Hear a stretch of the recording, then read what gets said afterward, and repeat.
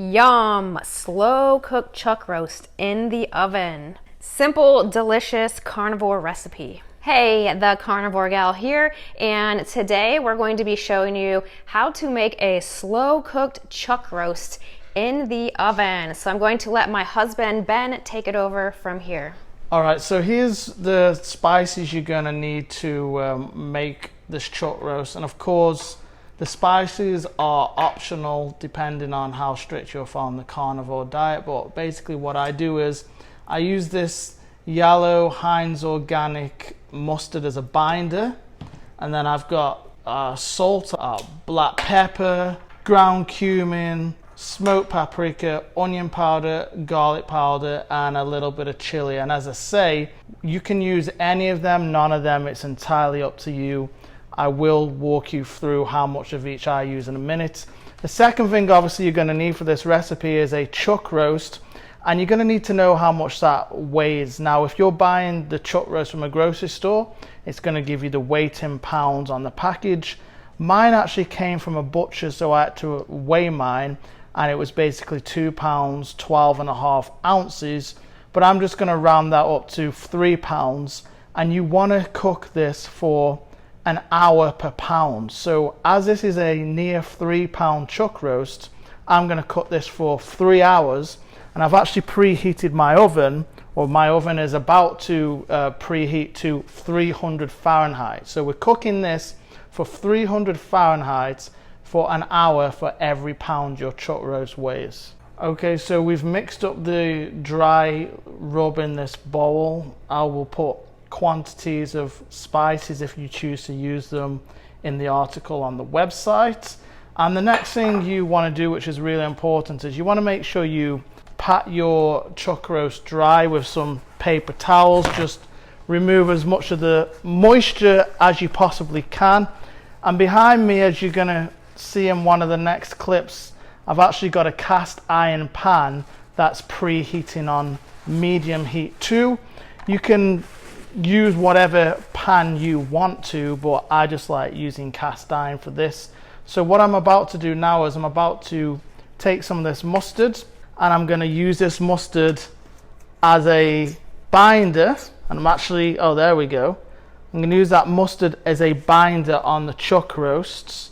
And I'm just going to take that mustard and I'm going to cover the top side of this chuck roast. I'm going to do all the sides here, and I'm also going to flip it over and coat the other side with the mustard.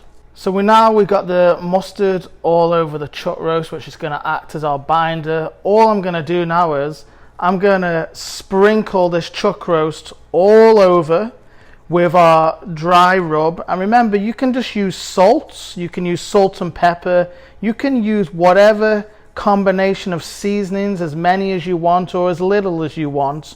But whatever you're using, whether it's everything I do, salt and pepper, you want to make sure that this is well seasoned all over. That's both sides and along these edges too. So I'm going to go ahead and coat the rest of this now, and then we'll come back and show you what's next. So we've covered the chuck roast now, well seasoned with that dry rub all over, front, underneath, all around the sides.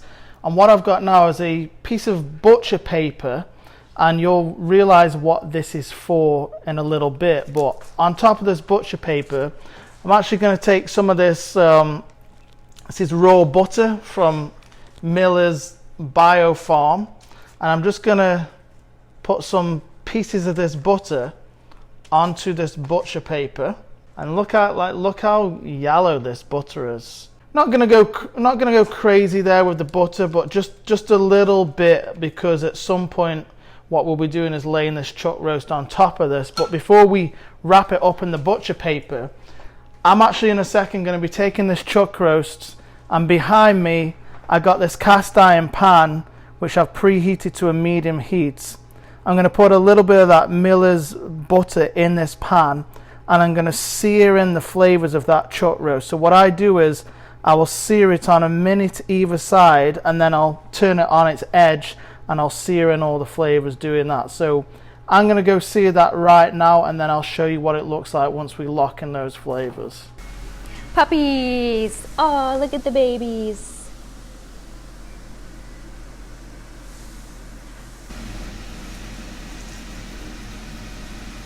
Okay, so you can now see that I browned my chuck roast, and you can see there's a different color to it now.